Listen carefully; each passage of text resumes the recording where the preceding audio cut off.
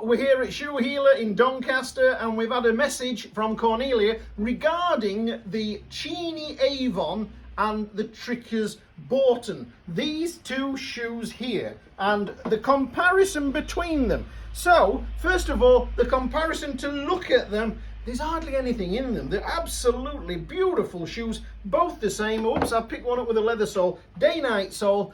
I've just measured across the sole unit because I thought the Tricker would be a lot wider than the Cheaney, but it's 120mm across there on this size 8.5, and on this Tricker size 8.5 it's also 120mm, but it looks like the Tricker's a lot wider. I've tried them both on, and when I've tried them both on, the Cheaney is a little bit snugger than the Tricker, but the Tricker is on the 4444, so they normally say that that is up by half a size. Well, it's probably a gnat's noogly less than half a size. But to look at them, they're lovely shoes, almost identical. You could go with the Trickers in this marron antique there. Some customers are telling us that they do like, on the Cheaney, they do like this heavier brogue punching round here. That's a little bit of a detail on the Cheaney that does make it stand out, the heavier broguing.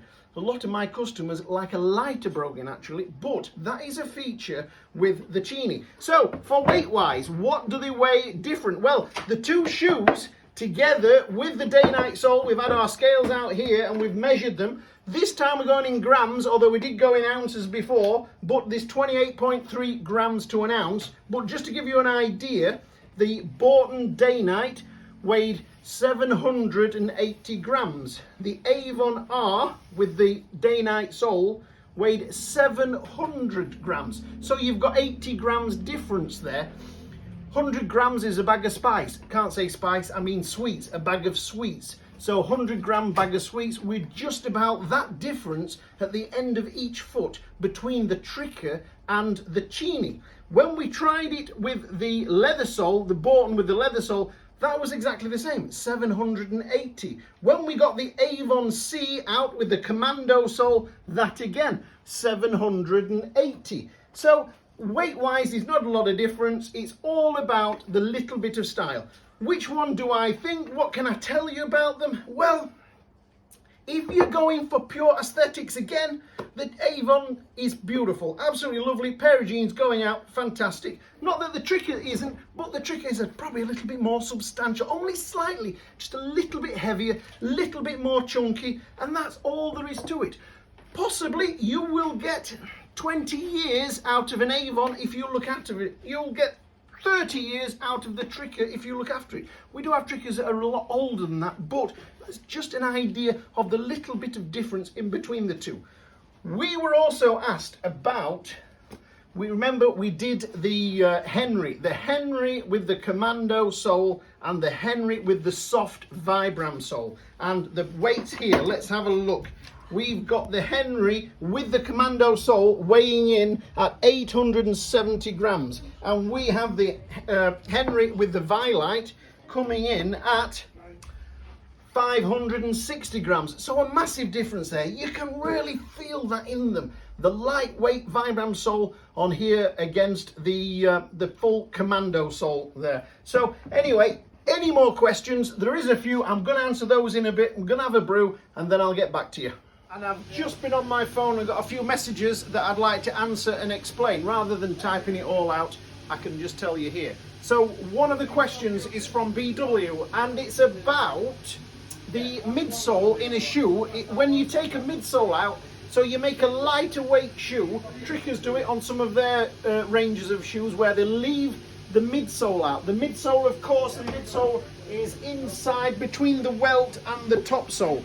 Now, we always find this day-night sole, if you have it on a standard shoe, maybe a dress shoe or something like that, and you don't have a midsole, you do exactly what the gentleman says. You feel the stones and you feel the rubber of the day-night sole pushing back through the cork and the insole, and it can make it a little bit uncomfortable. So a midsole in there stoutens it up a little bit because the day-night sole is very flexible, very soft, and I really do not like to see a shoe or boot without a midsole in. It really is a different walk when you've got the midsole in there. If you ask Paul around there, the only people that get away with not having a midsole in is usually trickers. And that is because they have such a beautiful stout insole on their boots. So anything from trickers without a midsole in is generally okay, we find, and we've worn them ourselves and they feel absolutely fine. But lighter shoes, you know, without such a stout insole can be a problem. Next question was from a Jay Mahoney, and he says he has English boots. When he tries them, they never fit right. Well, that can be a problem. You have to find the right last that suits your feet. You have to go into a shop like mine and you have to try these shoes on until you find the last that really suits your foot. There's lots of different lasts and lots of different last shapes. The other thing I get from customers is that the shoes rub, or they're too hard, or they really do take some bedding in. If you wear trainers a lot, or if you wear a casual shoe too much, your feet are going to be soft and they're not going to be really suitable for a good English pair of shoes. It does get me though that once you've been in a good pair of shoes, you keep at it, you'll be absolutely fine. Just wear a shoe gently, don't let it rub you raw. So the other question, the other part of that question was about the facings of the shoe. When you lace them up, they never come together properly. Well, when you try a shoe on and you pull that lace nice and tight, those facings come together.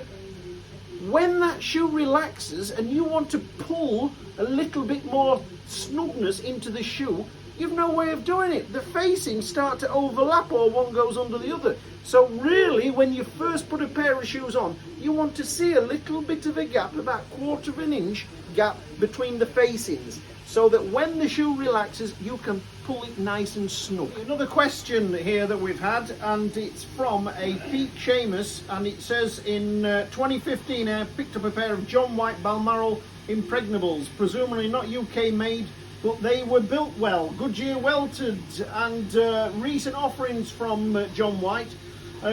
He just says they don't seem as good.